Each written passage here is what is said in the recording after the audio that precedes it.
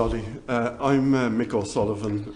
I'm a housing cooperative tenant and I'm chair of the London Federation of Housing Cooperatives. Before I start, I just have one question for the committee, and it's not a trick question. Okay. How many members of the committee are homeowners or mortgage payers?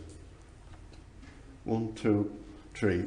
Roughly two, just two. That roughly reflects the proportion of people in this country who own their own properties.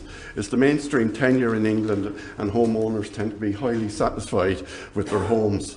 So, what is a housing co-op? Housing cooperatives are member-controlled organisations which share the following characteristics. Only residents and potential residents can be members of a housing cooperative. Members elect their boards, chosen principally but not always from their own number. Boards, also called management committees, are accountable to their members, and board members can be removed by their residents. There are roughly about 150 housing cooperatives in London, many of them registered providers. That means housing associations in their own right.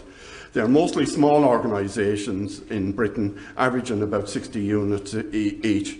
But they can range in size from one shared house to a community gateway with managing and controlling thousands of properties.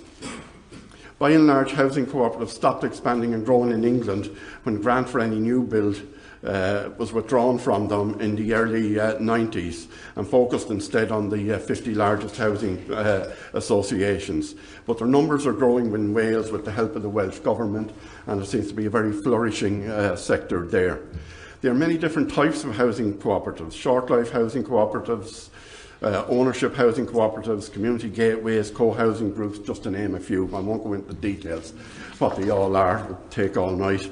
On the continent, housing cooperatives provide, in certain countries, roughly about 30% of all residential accommodation, and have been associated with lower prices and lower rents, where they are a significant size in the housing mix. In terms of efficiency and satisfaction, they outperform all other social housing providers.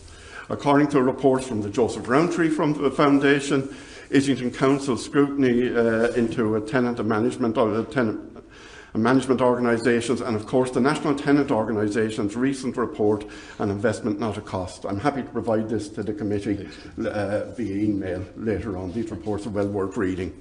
They are also financially robust. Despite rents on average being lower than similar housing organisations, no housing cooperative has ever gone bust for financial reasons. Co-op members, like homeowners, tend to be risk adverse, and their financial management reflects this. So why this high performance? Well, it's quite simple, really. Officers and employees of housing cooperatives are directly accountable to their residents and obliged to fulfil their residents' priorities. In most social housing organisations, the relationship between the resident and the landlord is a Dickensian one of supplicant and benefactor, with the landlord having all the advantages. In housing cooperatives, the resident is the landlord, just like an owner-occupier. Most housing cooperative residents are not just consulted on issues and key decisions, but they are key decision makers in their own rights, because housing cooperatives are ruled directly by their members. Housing cooperatives are also innovative organisations ahead of the curve in many initiatives that we've seen lately. I'll just go through a few, just as a few examples. In Redditch, faced with a huge shortage of socially rented homes, the residents of the local housing cooperative investigated options, formed alliance with the local council and the Court Housing Association. They sent a group of their residents to Norway to look at Norway's indoor built closed panel housing systems, and the houses, some of which are a century old. Subsequently, they bought some second-hand equipment, set up a factory in Redditch, employing 9 people to produce these type of houses, which are built in one day in the factory and assembled in one day on site.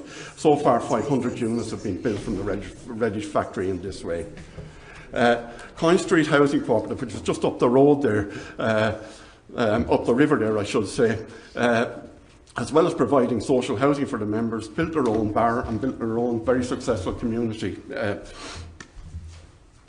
a community centre, providing a focus for the local community around there in an area that's very heavily commercialised and does lack those facilities. For years, the late Chris Murrell of Water Tower Housing Co-operative organised groups of young people to renovate derelict houses in the Hounslow area, and when they were finished, the people who actually renovated moved into them, providing these young people with both skills and homes at the same time. Finally, housing cooperative residents have real control over their housing, just like owner-occupies. Give housing association tenants the same rights as housing cooperative members, and I think you will find a lot of the problems associated with these organisations will evaporate. Democracy works. Thank you very much. Thank you. Thank you, Mark. Thank you.